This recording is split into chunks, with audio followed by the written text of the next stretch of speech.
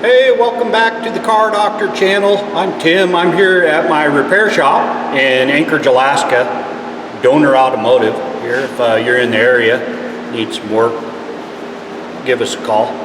But anyway, I got a quick video today on front suspension repairs. This is an 02 Dakota here. It's actually starred in a previous episode of the Car Doctor channel where we talked about common Dakota problems, and this was one of them. The front suspension upper and lower ball joints were severely worn.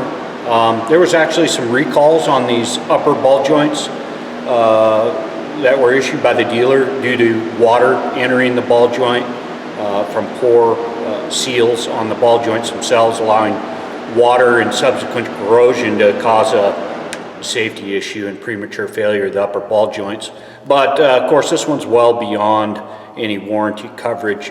This video is going to apply to pretty much anywhere between 2000 2003 Dakotas. Also Durangos are pretty much identical suspension components, so that'll apply. This is the four-wheel drive model. The two-wheel drive, there's some differences. Of course, there isn't a drive shaft sticking out of the front knuckle assembly, and also the lower ball joints are bolt-in style on the two-wheel drive. There's some similarities, but a little different animal there. And of course, it's going to be really applicable to the four-wheel drive versions of these vehicles and a common repair. So I'm glad you stopped by to check this out. And hey, just a quick talk about safety related stuff. If you want to do this job fast, you want to use your super fast eye protection. And for a guy like me, I've lost my feelers. And when you got some feelers up here, it warns you of imminent danger when your head is about to connect with a portion of the vehicle or rack or something that's going to hurt and leave a scratch. So we put a skid lid on to protect us from that. And we always want to use safe lifting practices. I've got it supported on my four-post hoist here. If you're doing it at home, man, be careful on uneven surfaces, even on asphalt on a hot day with a jack stand. You know, one end can dig in and lose this thing. And when one of these lands on your foot, it hurts a little bit. You might go, ow, or shoot. That's what I do when that happens. But hey, thanks again for tuning in. Let's get this thing going.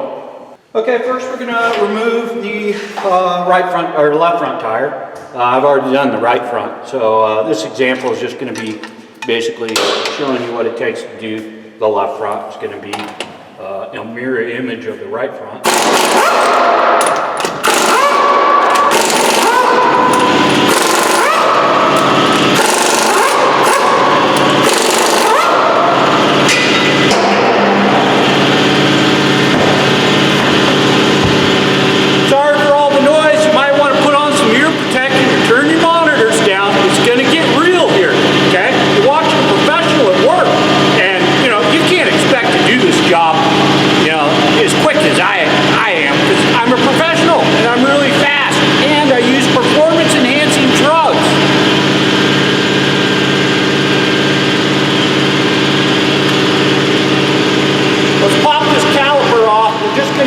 The caliper mounting bolts.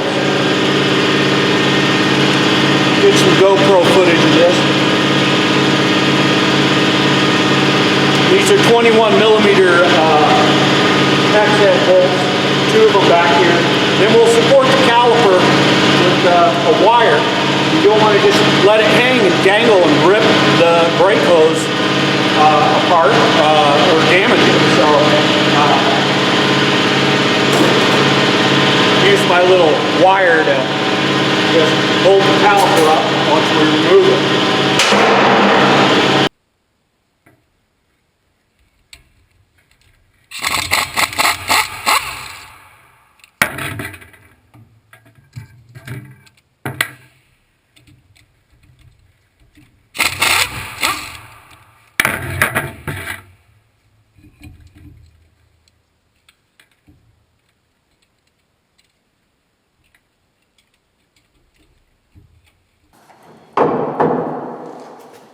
Go ahead and remove the rotor.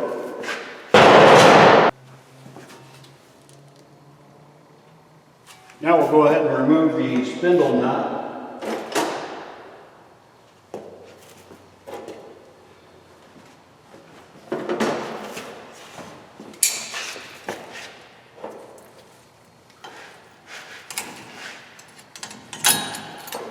Little wave washer under it.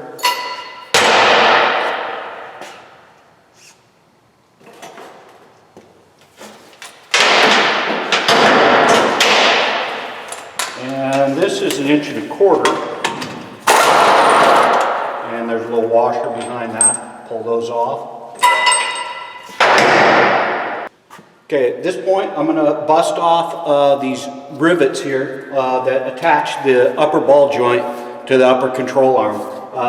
You could replace the upper control arm instead of just servicing the ball joint on these, but I'm just replacing the joint, and that requires busting these rivets off. You can grind the top of the rivets and punch them through with a punch, but I'm using my air hammer to do that.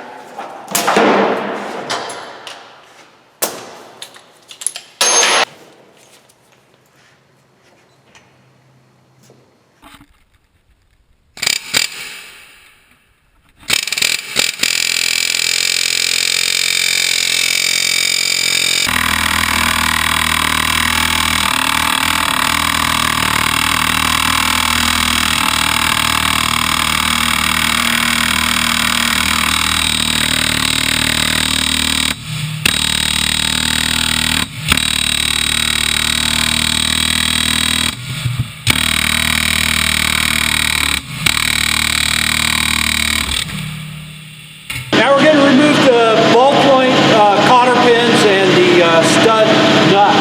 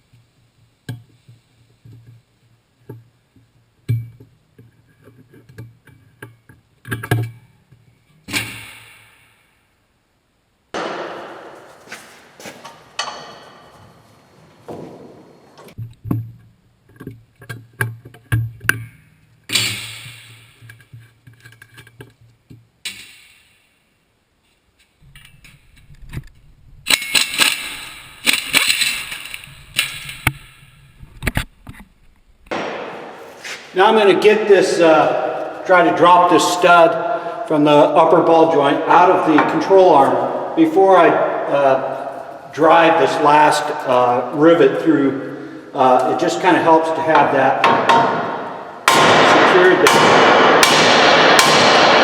Well, that didn't go like I hoped.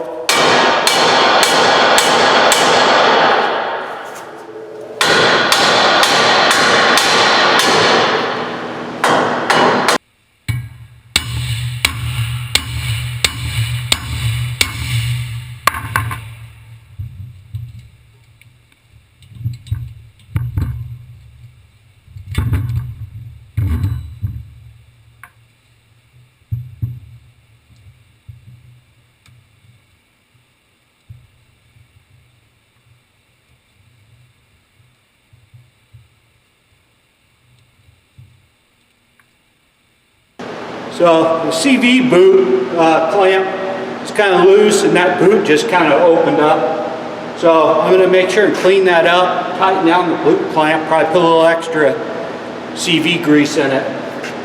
But for now, just put a little support under this axle shaft.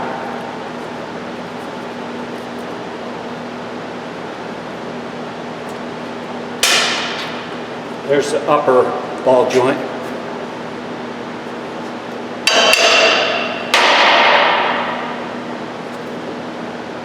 Here's something that's a problem on these. We're going to be doing alignment after this. This is the caster camber adjustment on this upper control arm. And on these particular vehicles, it's like a well for all sorts of contamination. Road salt, water, mud, that all gets up in here. And makes it kind of hard to get this loose and make any adjustments on there. You know, hopefully as we do this repair, it's not going to result in a dramatic change to the alignment, but you know, who knows if it's been adjusted before, or if it's something's bent or slightly out. We're going to need to make an adjustment here. So now's a good time to kind of excavate these out and clean them up and put some penetrant on there. Get the process started. Make it easier for your alignment guy.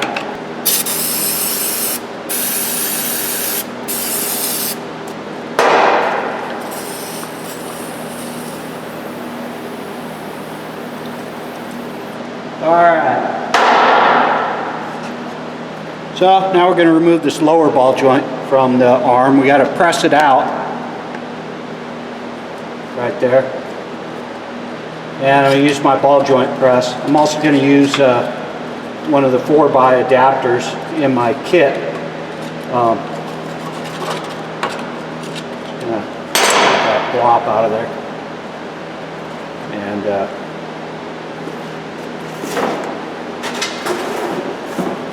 I have this Astro 7868 4x adapter kit for my ball joint press, and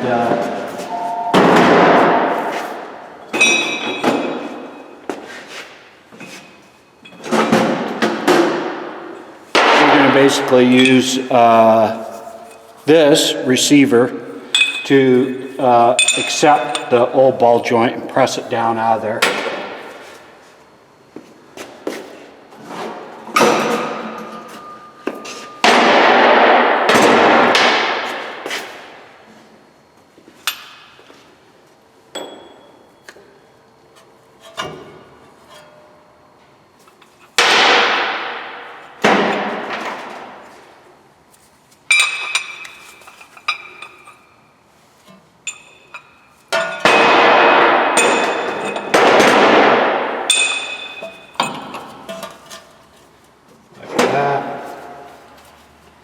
Just like that.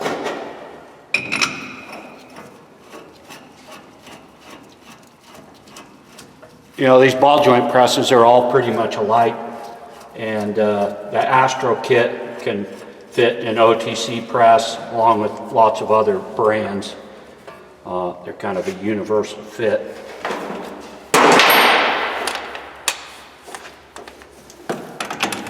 And hopefully you can see this information. I'll try to drive it out of there.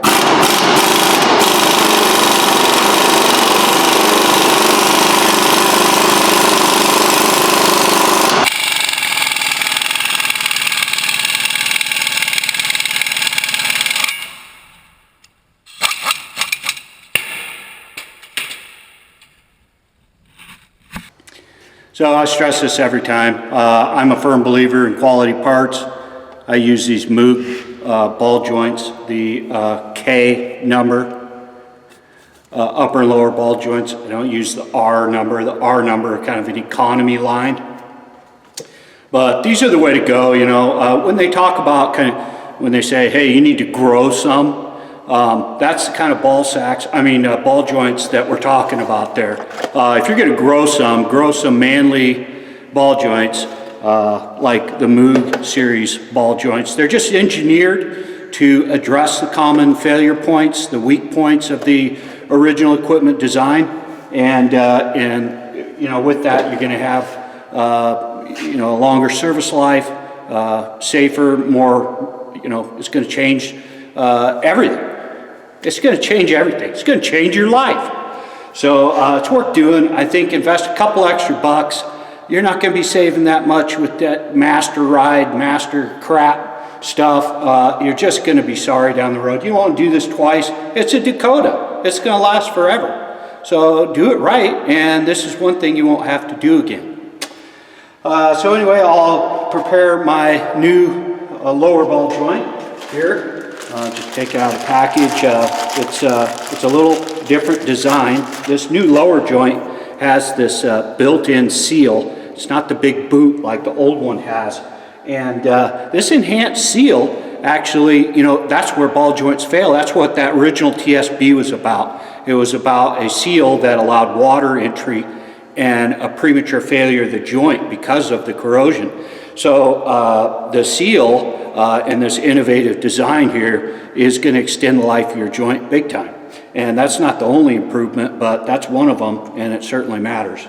And then, of course, these are equipped with a grease zerk location, and I'm just going to orient that towards the back side here so we can access it when we're doing our oil changes. Keep this thing lubed up, and it's going to last forever. So a little different procedure for driving it in. I'm going to use this adapter out of my kit, and again, I'm going to orient the grease zerk to the back and slightly in so that it's accessible, and set up my press.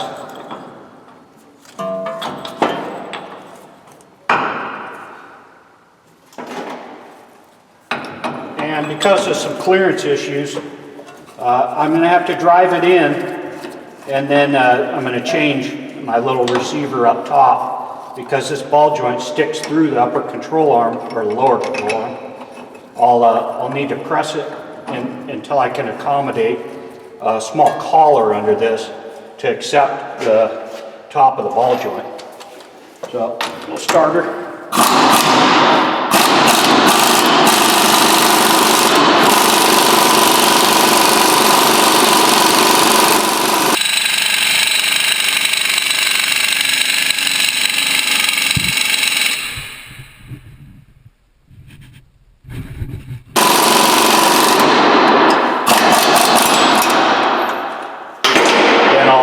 Install my collared press adapter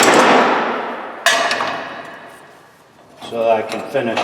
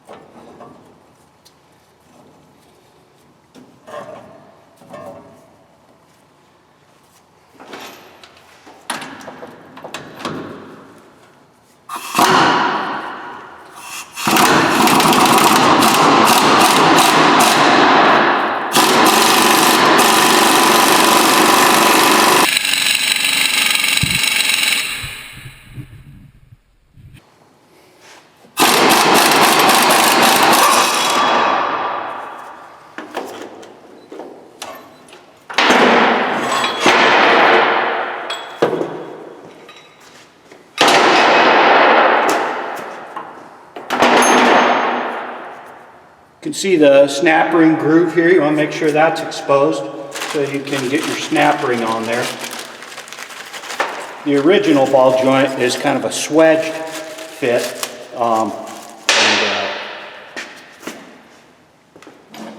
this can have a real positive retention with the C-clip.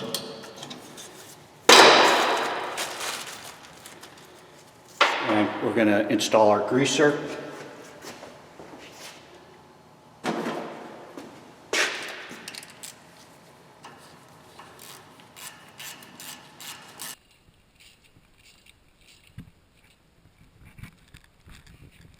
I'll go ahead and clean up this CV joint here.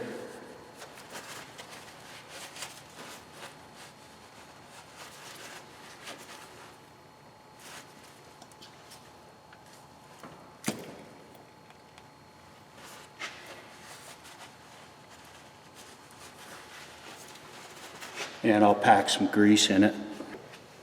You want to use CV grease. It's a special type of grease for these joints.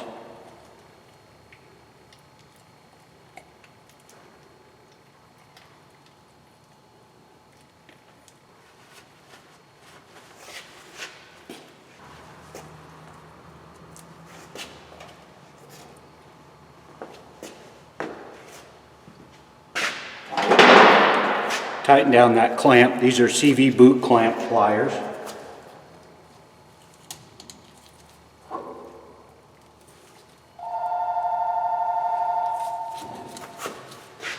There we go. That'll be much better. You know, now would be the time if you had a real issue with your axle shaft. Now would be the time to go ahead and replace it, since it's just a matter of popping it out of the end of the axle housing and swapping it out. You know, 70, 80 bucks for a brand new shaft assembly.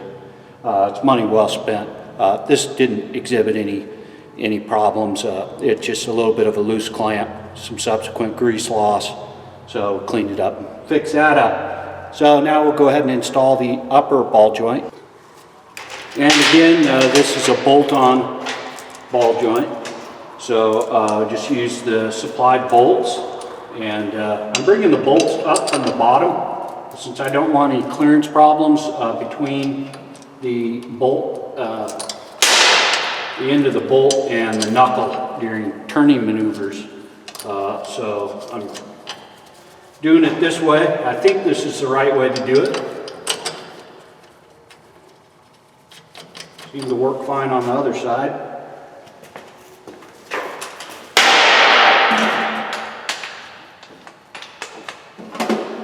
And just going to snug them down, then we'll torque these.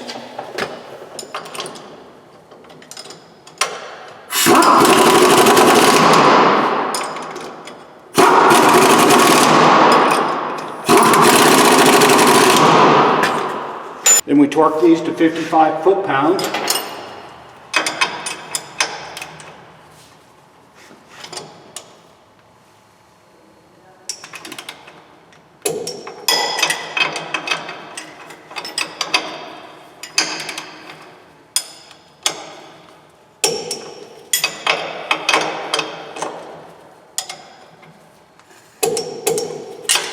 There we go. Go ahead and install my greaser.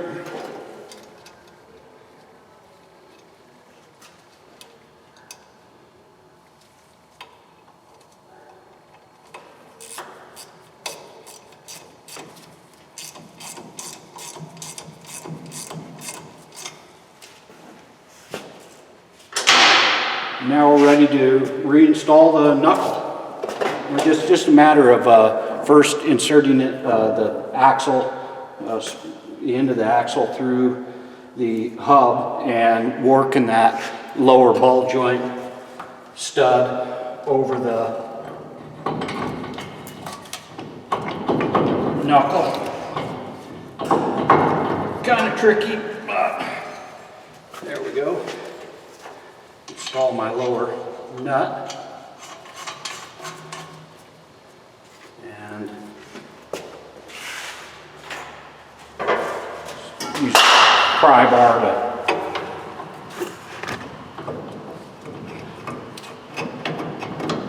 pull that upper control arm and install my nut.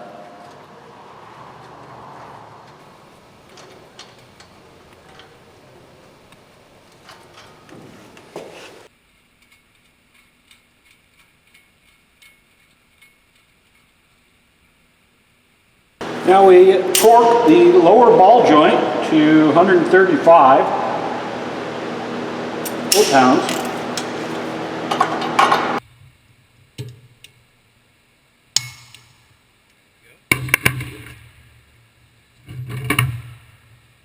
And then we torque it just enough, continuing to tighten it to line up the cotter pin hole. You don't loosen it to line up the cotter pin hole. If you do that, you'll be in trouble. So you just tighten it enough to insert your cotter pin.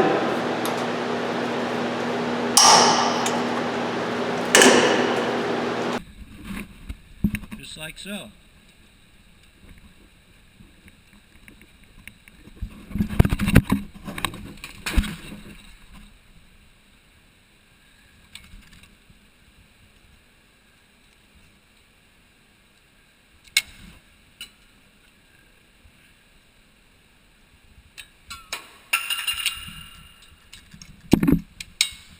Now we tighten the upper to 60 foot-pounds.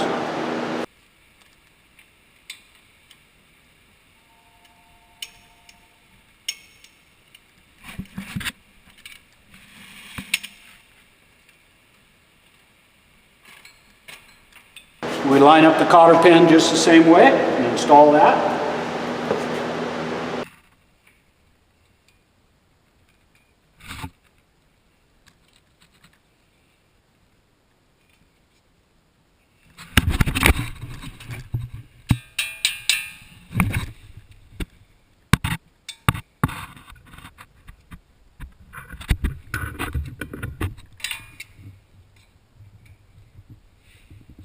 Straighten things out here. I'm going to temporarily install our spindle nut and washer. And we'll just plug that down a little bit.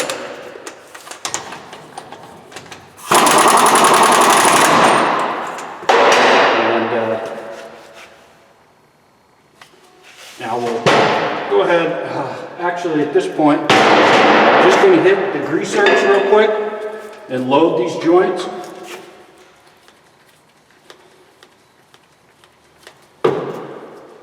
While I'm right here.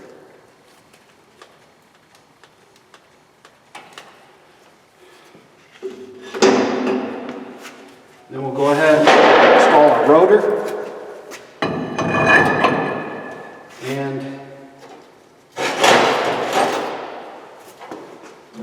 apply a little blue Loctite to our caliper mounting bracket bolts. And we're going to install those and tighten them to 148 foot-pounds.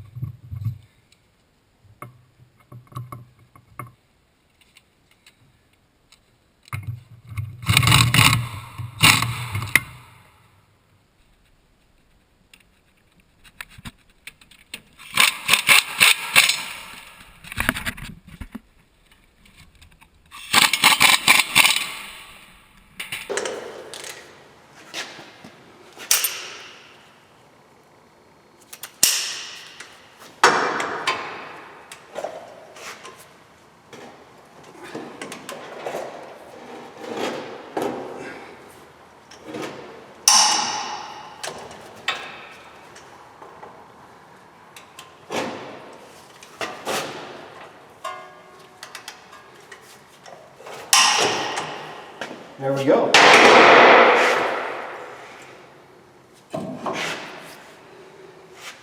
Now we're going to tighten this spindle nut. In order to do that, just taking a regular screwdriver, driving in the vanes of the rotor so that it'll lock the rotor down.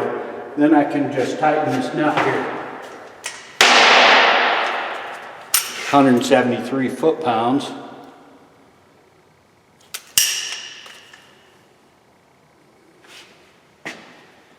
There we go.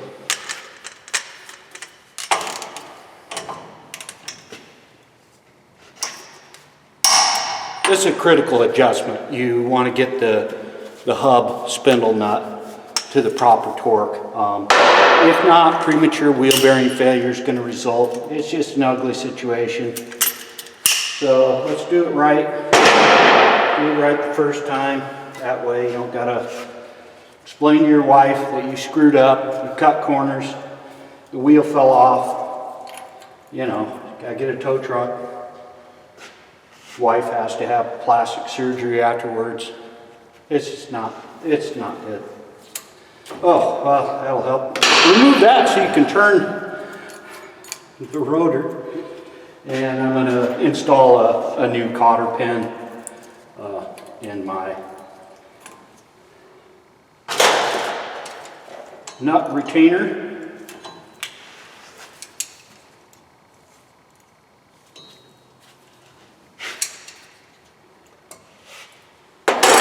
Okay, double check that I've got everything locked down here.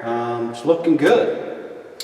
So I'm going to go ahead and throw the tire back on. These are the wheels about 100 foot-pounds torque on these wheels. And then, like I said, I'm going to do a front end alignment and just get my angles dialed in. And hopefully I won't have to do the caster camber. I wouldn't be surprised if one side or the other's a little bit out. It's an older vehicle with quite a few hard miles on it. But man, I'm proud of this guy for investing some money in his ride. When it came in a while back, we identified quite a few problems, but he's plugged away at it. I think it's money well spent, and now he's going to be safe and get a good summer of driving out of it. So that's the game here. We're trying to help save people money by avoiding a car payment. And you know, I don't care what brand vehicle you buy, they're all going to have issues. But if you can hold on to the vehicle you got, you're probably going to end up saving money. So anyway, thanks again for watching. I hope you'll go ahead and subscribe to our channel and check out the other vids I got here. And appreciate you. Have a good one. Be safe.